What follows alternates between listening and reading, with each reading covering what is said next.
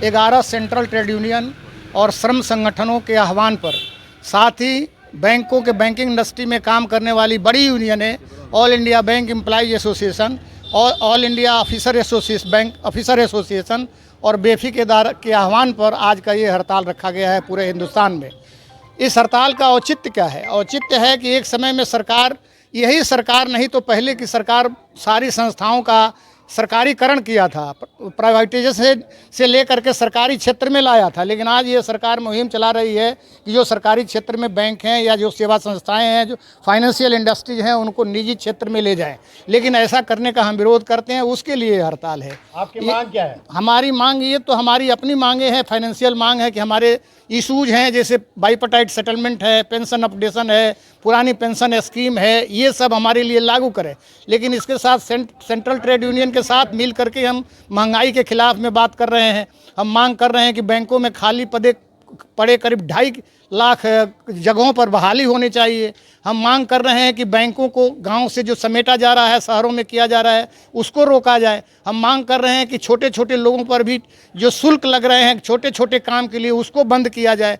हम ये भी मांग कर रहे हैं कि कारपोरेट से जो बड़ी बड़ी कंपनियां हैं भारत में, उनके ऊपर जो लोन है उस पर बड़ी तेज़ी से उसमें माफ़ी दी जा रही है। उनको उनके जो बड़े बैड लोन्स हैं उनको वसूला जाए, हम मांग करते हैं। हम मांग करते हैं कि अगर पैसा छोड़ना ही है तो गरीबों को छोड़ना है।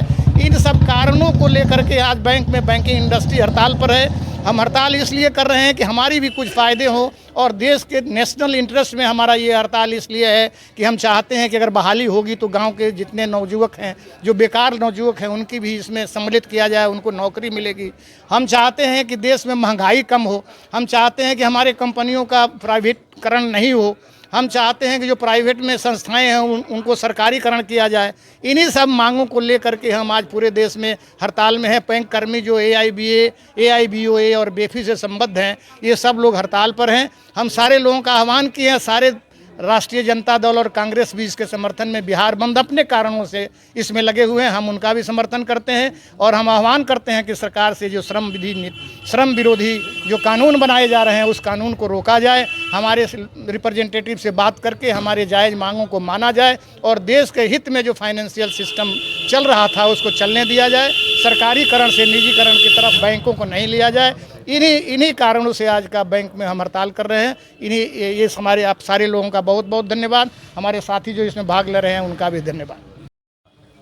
आज आप लोग बंद किए हुए हैं, बैंक बंद है। आज हम लोग का बैंक बंद है।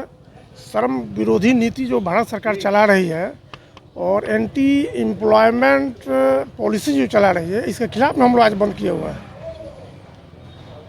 और आगे भी अगर मेरी मांगों को नहीं मांगे, हमारी मांगों को नहीं माना जाएगा। आज की बंदी से कितने प्रभाव, पैसे के इसके बिजनेस पे प्रभाव पड़ेगा? हमको लगता है कि 34-35 हज़ार करोड़ रुपया का पूरे ऑल इंडिया लेवल पर प्रभाव पड़ेगा इसका। और काफ़ी नुकसान हो रहा है भारत सरकार को इसमें।